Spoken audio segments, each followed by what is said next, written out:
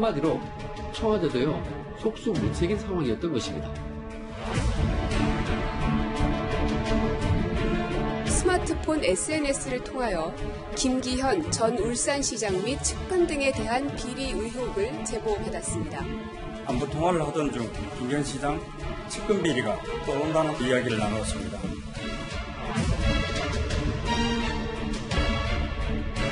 시장 선거를 염두에 두고 김기현 전 울산시장 측근 비리 사건을 제보했다는 일부 주장은 제 양심을 걸고 단연코 사실이 아님을 말씀드립니다.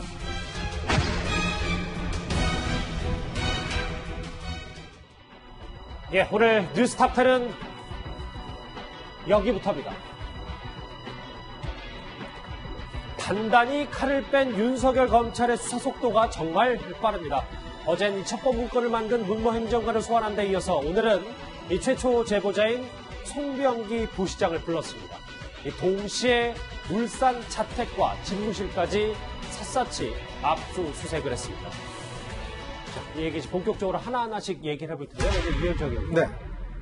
지금 보시는 것처럼 자택 집무실도 압수수색했어요. 원래 오늘 오전에 최초에는 집하고 이 울산시 부시장 사무실만 압수수색하는 줄 알았더니 본인도 서울로 검찰 소환 조사를 불렀단 말이죠. 상당히 이례적인 거 아닙니까? 윤석열 검찰의 특징이 보면 굉장히 신속하다는 게 굉장히 수사의 특징적입니다.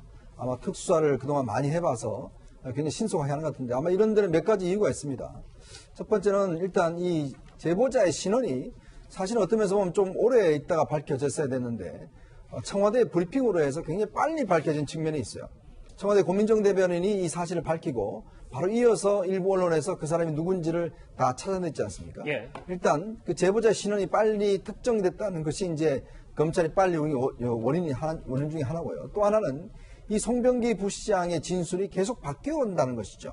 첫 번째 언론과 접촉할 때의 이야기와 그 다음에 본인이 기자회견 때 이야기가 상당히 많이 다른 면에 있습니다. 그리고 또 청와대 설명과도 어긋나는 부분이 있고, 자 그렇기 때문에 검찰 입장에서는 빨리 조사를 함으로 해서 어떤 면에서 관계자들끼리의 말 맞추는 거를 어떤 면에서 보면 빨리 사전에 방지하고자 하는 그런 측면이 있었을 겁니다. 또 세 번째는 사실 이렇게 된 상황에서 보면 증거인멸이 일어날 수 있는 가능성이 충분히 있습니다. 왜냐하면 이게 이제 워낙 그 관심이 집중이 되다 보니까 실제로 지금 서로 통화했던 부분들 또 문건들 등등 이런 것들이 상당히 없어질 가능성이 있어요. 그러면서 본다면 검찰 입장에서 보면 신속하게 압수수색을 해서 빨리 증거를 확보하는 게 굉장히 중요했을 겁니다. 그래서 오늘 실제로 이제 부시장실에 대한 압수수색과 더불어서 바로 송병기 시장을 서울로 불러서 이제 조사를 한 이후에는 그런 몇 가지의 원인이 있는 것 같습니다. 저렇게 보면 수사 속도가 전광석화예요. 그래서 본인도 오늘 부르고 그 당일 자택과 이 집무실에 압수수색까지 했습니다. 이수희 변호사님. 애초에는 오늘 그 송병기 부시장이 연차, 그러니까 휴가를 낸 것으로 알려졌는데 그런 검찰, 서울중앙지검에서 조사를 받았단 말이죠. 그러면 이렇게 좀 긴급하게 검찰과 이 소환 날짜가 조율이 잘 된 겁니까? 뭐 그렇다고 봐야 되지 않을까 싶어요. 그러니까 그 현직 지금 그 울산 부시장이기 때문에 뭐 연차를 내고 뭐 또 그 울산시의 시정과 이렇게 일정과 조율을 하려면 검찰하고 그래도 한 뭐 이틀 이상은 좀 그 조율할 시간이 있지 않았을까 싶은데 지금 이제 송병기 그 울산 부시장의 경우는 지금 참고인 신분입니다. 근데 어제 지금 영상에 나오는 기자들 앞에서의 짧은 브리핑 그 이후에 전혀 질문을 받지 않았어요. 그리고 본인이 한 얘기는 내가 주도적으로 정보를 제공했다 이런 내용도 부인하고 있고, 그리고 또 하나는 선거를 염두에 두고 내가 그런 얘기를 한 것이 아니다라고 해서 공직선거법 위반에 해당될 만한 사안들에 대해서는 부인하는 취지로 그렇게 말을 했어요. 그리고 이후에는 기자들의 질문을 전혀 받지 않았는데 그거는 어제 이미 오늘 그 검찰에 소환돼서 참고인으로 나가서 진술한다는 게 이미 약속이 잡혀 있었던 것이 아닌가 그렇게 좀 예상이 됩니다. 그러니까 검찰은 미리 이른 이 최초 제보자가 송병기 부시장인 것을 다 알고 있기 때문에 그 부분에 대해서 미리 소환 날짜를 잡았을 수 있다. 그러니까 저 기자들한테 발표를 한 저 시점에서는 이미 날짜가 잡혔던 거 아닌가 싶어요. 구장차장. 그런데 네. 오늘 집, 사무실 말고도 관용차도 압수수색했어요. 이것도 조금 눈여겨볼 부분 아닙니까? 그렇습니다. 이 관용차라면 이 이동 동선을 좀 파악할 수가 있을 테고요. 이 블랙박스를 통해서. 아, 그리고 그렇군요. 누구와 통화를 했는지, 누구를 만났는지도 이 블랙박스에 담겨 있을 가능성이 크기 때문에 확실한 물증을 잡기 위해서 이 검찰이 이 관용 차량까지 압수수색을 한 거 아닌가 이런 이 추정을 해볼 수 있을 것 같습니다. 블랙박스를 통해서 송병기 부시장의 과거 동선을 알아볼 수 있다. 이렇게 대대적인 조사를 받았군요. 이렇게 전격적으로 조사를 받은 송병기 부시장은 어제 기자회견을 자청했었죠. 자신은 결백하다고 말입니다. 그런데 검찰의 생각은 좀 다른 것 같습니다. 경찰 출신이거나 특감 반원이 아닌 행정관이 외부에서 제보된 내용을 일부 편집하여 요약 정리한 사실을 확인했습니다. 2014년 하반기 서울 친구를 통해 알게 되었고 가끔씩 친구들과 함께 만난 적이 있었고 통화도 간헐적으로 한두 번 하는 사이였습니다. 금요일 오늘 전격적으로 검찰이 부른 이유 아마 이걸 겁니다. 대질 수사가 임박한 거 아니냐. 첩보를 건넨 사람과 받아서 보고서로 작성한 사람, 이 두 사람의 대질 수사 임박이 있는데요. 다음 화면을 보실까요? 이현정 의원님. 네. 뭐 사실 이 정도면은 대부분의 시청자들이 알 정도로 청와대가 밝혔던 입장, 최초의 얘기와 어제 송병기 시장이 기자회견을 자청했던 말들이 다르기 때문에 이걸 빨리 좀 검찰이 뜯어보고 싶어서 오늘 부른 건 아니겠어요? 그렇죠. 왜냐 제가 아까 말씀드렸지만 일단 진술이 확연하게 엇갈립니다. 자, 그런 상황에서 시간을 주면 진술을 서로 맞출 수가 있어요. 왜냐하면 지금 틀리는 분이 명확하지 않습니까?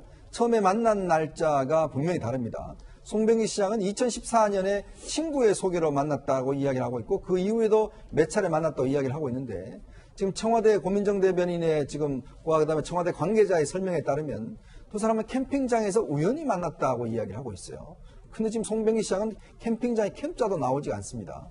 자, 그럼 도대체 저 진술은 어떻게 나온 것인지 일단 맞는 것 자체가 다르고 그 다음에 누가 먼저 이 사실의 그 비리 첩보에 대해서 이야기를 했는가라는 부분이에요. 지금 송병기 시장은 언론에 본인의 그 신분이 노출된 이후에 뭐라고 이야기를 했냐면 청와대 측에서 요구를 해서 줬다라고 이야기를 하고 있습니다. 근데 지금 그 좀 전에 고민정 대변인 이야기는 본인이 SNS로 보내왔다라고 이야기를 하고 있지 않습니까? 그 전에도 한번 이야기를 했었고 캠핑장에서 만났을 때 한번 이야기를 했었고 그 다음에 이야기를 했었다고 이야기를 하고 있는 거죠. 자, 그러다 보니까 지금 진술이 완전히 엇갈리는 상황입니다. 자, 그렇기 때문에 이 사건의 가장 중요한 건 뭐냐면 당시에 송병기 부시장의 신분은 뭐냐면 2018년도 10월쯤이면 그 선거 캠프에 들어가 있었을 때예요. 자, 그렇다 보니까 이미 2017년 10월이요. 그렇죠. 예. 선거 캠프에 들어가 있었을 때니까 실제로 선거 캠프에 있는 상황에서 어떤 면에서 이런 이야기를 했다는 것 자체는 뭔가 선거에 이용하기 위한 그런 목적이 분명한 것이거든요. 그렇기 때문에 그 의도성을 일단 검찰이 보려고 하는 것이고 그렇기 때문에 또 하나는 만약 이걸 청와대가 요청을 했다라고 하면 청와대 차원에서의 어떤 기획성 이것도 있을 수가 있는 거거든요. 그렇기 때문에 아마 검찰 입장에서 보면 양쪽 다 뭐 중요한 문제지만 한편으로 청와대가 먼저 요청했다라면 이 굉장히 엄중한 게 되는 것이고 또 송병기 시장이 했다 하더라도 이거는 상당히 중요한 문제가 되기 때문에 그런 부분에 대한 진술을 조기에 확보하기 위한 저는 조치가 아닌가 생각이 듭니다. 이수희 변호사는 좀 더 들어가 볼게요. 그러니까 어제 첩보 문건을 만든 문무행정관을 불렀고 오늘 최초 제보자 이 송병기 부시장을 불렀잖아요. 두 사람이 아직도 상반된 주장을 계속 한다고 전해지고 있으니 대질 수사 좀 불가피한 거 아닙니까? 저도 그럴 필요성이 있을 것 같아요. 왜냐하면 이게 제 친분 정도에 따라서 지금 그러니까 청와대의 문무 행정관의 입장은 이것은 나는 제보를 받은 거다. 제보를 받았는데 그 제보 내용이 정리가 안 돼서 윗분 보기 좋으라고 보고서를 작성했다. 내용에 첨가된 거는 없다. 그러니까 이거는 순전히 제보인 거고 그래서 그 제보를 받은 그걸 정리 수준의 보고서가 이첩된 것은 그 민정수석실에서의 이 업무 처리 절차대로 한 것이다라는 주장을 계속 하려고 할 거고 그 근거로 지금 송병기 부시장과는 뭐 캠핑장에서 본 정도로 그렇게 친분이 가까운 사이도 아니고 그럼 또 사담을 하는 그런 전화가 아니라 뭐 어떤 공식적인 제보였다라는 취지로 지금 주장하고 있는 거고요. 지금 송병기 부시장의 경우는 나는 문무행정관하고 2014년에 친구 소개로 만나서 그 중간중간 만나서 술도 마시고 그리고 안부전화도 하는 사이였다. 그런데 안부전화를 하다가 내가 뭐 이쪽 울산 얘기를 전달한 거다. 그러니까 나는 선거 개입할 의도가 전혀 없었다라는 쪽으로 지금 계속 주장을 하려고 하는 거예요. 그러니까 양쪽이 지금 그 주장하고자 하는 내용과 거기에 대한 근거가 조금은 좀 틀어지는 부분이 있는 거죠. 예. 그러다 보니까 이렇게 지금 갈라지는 건데 저 양쪽이 다 말이 맞을 수도 있어요. 뭐냐면 한 번 통화한 게 아닌 거죠. 이 울산 그 김기현 시장과 관련해서 아하. 전화가 수회 있었다라고 하면은 예. 연락이 그럼 뭐 SNS 통해서 메시지도 갔을 거고 음성 통화도 있었을 거고 그랬던 것이 아니냐. 그런데 양쪽에 유리한 것만 지금 끄지고 와서 얘기하는 잠시만요. 게 그러니까 아니냐. 이 두 가지가 다 합쳐졌을 수도 있고 예, 예. 각자 입장마다 입맛 일단 지금 유리한 대로 주장을 했을 수 있다. 뭐 이런 예, 말씀이시죠. 그러니까 한두 번이 아니었을 수 있다. 알겠습니다. 그런 분석도 가능하군요. 그런데요, 이 첩보 문건의 작성자인 문모 행정관의 실체도 조금씩 드러나고 있습니다. 그는 백원우 전 민정비서관과 밀접한 업무를 함께 했던 것으로도 드러났습니다. 여기 김기현 사건 첩보 보고서 작성하신 거 맞나요? 고인 수사 관련 최근 통화하신 적 있습니까? 김기현 첩보 보고서 작성 지시하셨습니까? 다만 백원우 전 비서관은 이러한 사실을 기억하지 못하나 제보 문건의 내용이 비리 의혹에 관한 것이어서 소관 비서관실인 반부패 비서관실로 전달하고 백원우 너하고 이광철 니들 사람이면은 내 말 꼭 기억해라. 죽을 때까지 이 직원 잊으면 안 된다. 그리고 지금이라도 니들 잘못한 거 다 풀어. 윤종훈 교수님, 저하고 화면 같이 보실게요. 이 원래 청와대가 그제 이 하명 수사건에 대해서 긴급히 자체 조사 결과를 발표했을 때 첩보를 건네받은 이 청와대 행정관의 신원은 제대로 밝히지 않았었거든요. 그래서 뭐 좀 얘기가 많았었는데 오늘 한 언론 보도를 보니까 당시 백원우 민정비서관 밑에서 여론 동향 등을 문건으로 정리하는 데스크 역할을 했던 것으로 알려졌다. 이렇게 되면 좀 뭔가 상황이 달라지는 건 아니죠. 일단 뭐 한 언론의 보도고 저것에 대해서 아직까지 이제 청와대에서 공식 입장이 나오진 않은 상태죠. 현재까지 나온 그 언론 보도에 따르면 예. 백원우 이제 민정비서관 밑에서 이제 현장 직원들이 현장을 뛰어다니면서 이제 수집한 첩보를 정리해서 이제 보고하는 그런 역할을 한 사람이다. 이제 이렇게 보도가 좀 되고 있습니다. 그래서 그 역할이 이제 정확히 뭔지가 좀 밝혀져야 될 것 같고요. 어쨌든 간에 이제 지금 상황에서 보면 청와대에서 이제 해명을 했던 것과 또 당사자인 이제 부시장 입장에 좀 차이가 좀 있잖아요. 그렇죠. 그런 것들에 대해서 청와대가 이제 뭐 수사권이 있는 조직은 아니지 않습니까? 근데 그럼에도 불구하고 국민적인 의혹이 이렇게 좀 많이 터져 나오는 사건이기 때문에 더 신중하게 좀 사실관계를 확인해서 일목요연하게 좀 발표할 필요가 있겠다. 그런 좀 아쉬움이 좀 듭니다. 구장차장, 네. 왜 이 문무 행정관의 신원에 대해서도 좀 더 관심이 가는 이유는 이런 것 같아요. 그러니까 청와대가 애초에 밝히지 않았었던 건 혹시 저렇게 여론 동향이라든지 뭔가 민정비서관 측에서 중심축을 담당하는 네. 백원우 전 비서관 직속에서 뭔가 중추적인 역할을 하지 않았냐라는 네. 부분 때문에 좀 더 의구심이 드는 것 같아요. 그렇습니다. 이게 일주일 전으로 기억을 좀 되돌려 보시면은요, 백원우 별동대라는 좀 얘기가 나오지 않았었습니까? 그러니까 민정비서관실 산하에는 대통령 친인척 관리를 하는 이 행정관들이 있었고, 그런데 이제 검찰 출신과 경찰 출신 두 사람의 경우에는 이 친인척 관리와 다른 업무를 담당했다. 그리고 창성동 별관에서도 이 층을 달리해서 업무를 했다. 그런데 어떤 업무를 한 것이냐라는 의구심이 지난주에 이제 제기가 됐었는데 그 한 업무 중에 하나가 혹시라도 지난해 이 지방선거를 앞두고 그 경찰이 수사를 했던 이 김기현 전 울산시장에 대한 어떤 비위 첩보를 수집을 해서 그 조사했던 거 아니냐. 여기까지 지금 그 논란이 좀 확산이 되고 있는 겁니다. 예. 그러다 보니까 그 중심에 있었던 이 백원우 민정비서관과의 관계는 과연 어떻게 되고 그 위에 있었던 조국 민정수석의 역할은 또 어떻게 되는 것이냐. 아무래도 이 검찰의 수사는 지금은 송병기 전 시장으로부터 시작을 하고 있지만 이 백원우 비서관, 그다음에 조국 민정수석까지 확대되지 않을까 하는 생각이 듭니다. 자, 그런데요. 다시 송병기 부시장 얘기로 돌아와 보겠습니다. 어제 기자회견에서 해명한 진술과는 다른 좀 더 새롭게 알려진 정황 하나가 나왔습니다. 송병기 부시장이요.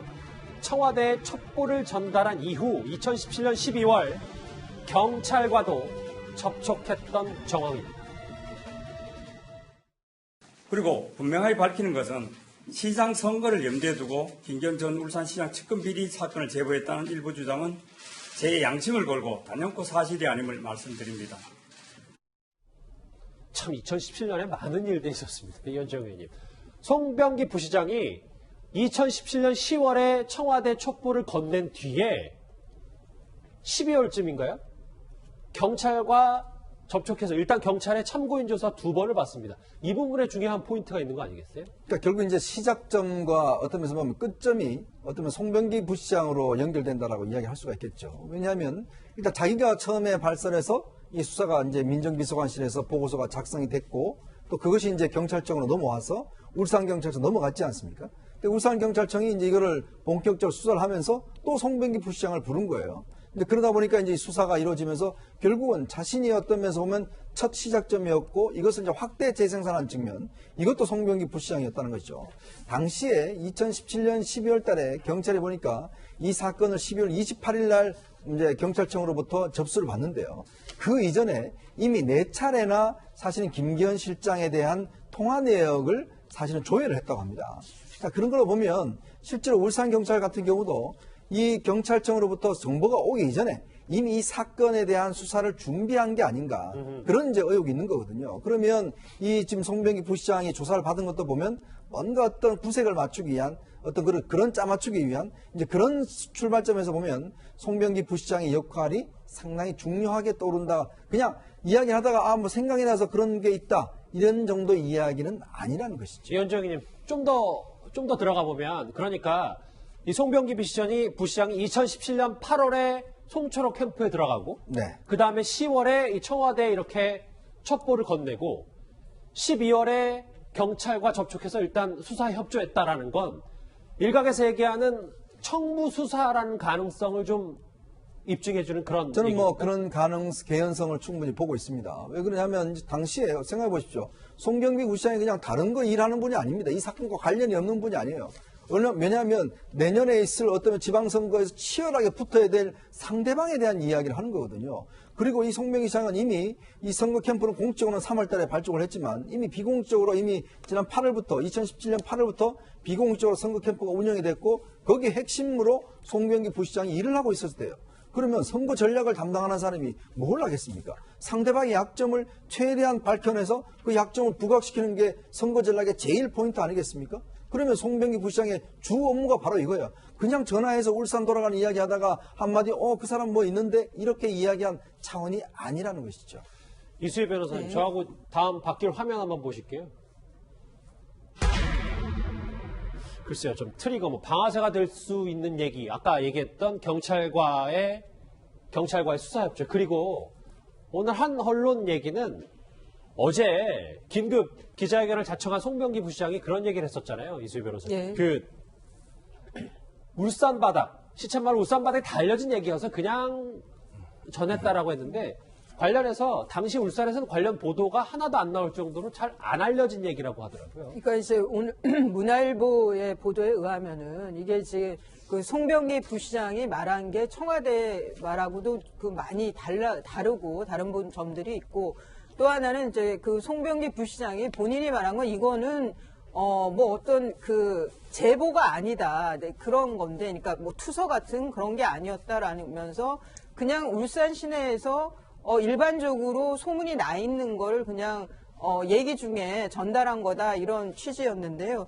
거기에 이제 이 보도에 의하면은 당시 그 2017년 10월 기준으로 했을 때 뭐 그 김기현 시장의 동생이 뭐 이런 그 비리 혐의가 있다, 이런 의혹이 일고 있다, 뭐 공무원들 사이에서 이런 그 뭐 레미콘 업체 교체라든가 이런 거와 관련해서 그 시장에 시장 측근에 강압이 있었다더라, 뭐 이런 내용은 지금 보도된 바가 없다는 거예요. 근데 이제 그 언론에 보도가 됐냐, 뭐 지역 신문에서 보도가 됐느냐 하고, 또 그 아름아름 그러니까 뭐라 그럴까요? 그 울산시에서 그래도 좀 유력하다고 하는 분들이, 힘 있다고 하는 사람들 사이에서 뭐 이런 일이 있대라고 소문이 나 있는 거하고는 좀 다를 수 있죠. 보도됐다는 거하고 입소문이 나 있는 거하고는. 하지만 보도가 되지 않았다는 거는 그렇게 공공연한 소문은 아니었다는 거기 때문에 뭐 이런 거면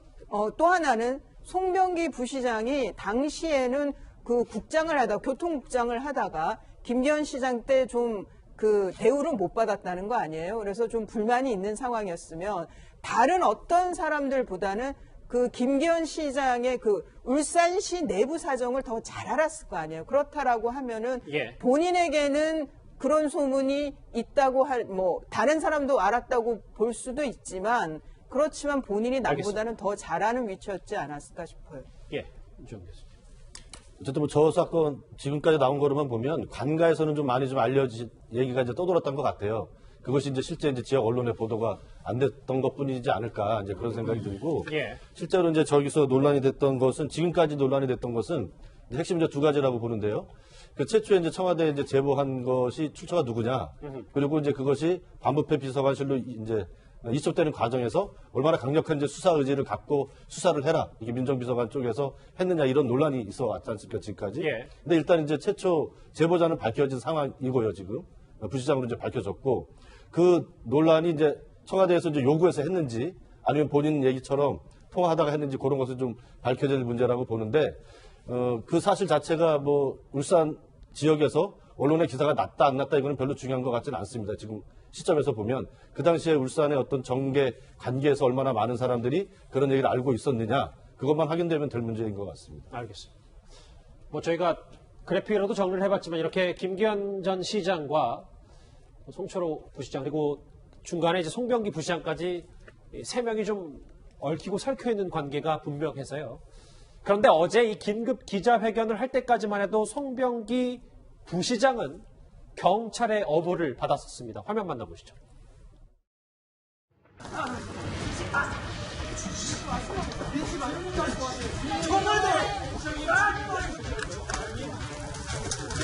아니 그때 언제 캠프에 한 가지 문제 보시는 거예요. 질문 답변하시면 저희가 이렇게 안 밀고 들어오지 않습니까? 김기현 시장 동향을 알려준 이유가 뭡니까? 청와대가 먼저 김기현 시장 동향을 요구했습니까? 청와대에서는 부시장님이 먼저 제보했다고 했습니다. 맞아요. 제일 중요한 저 부분. 청와대가 먼저 요구했냐, 동향. 저 부분에선 입을 열지 않았습니다. 구장부장. 그런데 어제 지금 화면에도 보셨다시피 경찰들이 현직 부시장이니까 경찰들이 이제 둘러싸는 모습에 대해서 물론 뭐 현직 부시장입니다만 여러 가지 말들이 좀 있습니다. 네, 그렇습니다.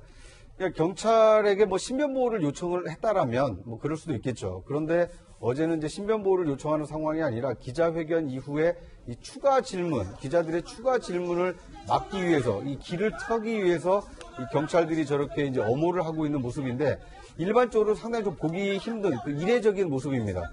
지금 송 부시장의 경우에는 이 청와대에 김기현 전 울산시장에 대한 관련된 그 비리를 제보한 제보자로 지금 인식이 되고 있는데 뭐 경찰이 제보자 보호 차원에서 저렇게 이 업무를 나섰는지는 모르겠습니다만 기자회견 이후에 경찰이 길을 터줘서 이 뭐 귀가하게 만드는 상당히 좀 이례적인 장면이 연출된 것 같습니다. 오늘 전격적으로 검찰 소환 조사를 받은 송병기 부시장 얘기 첫 번째 이슈로 짚어봤습니다.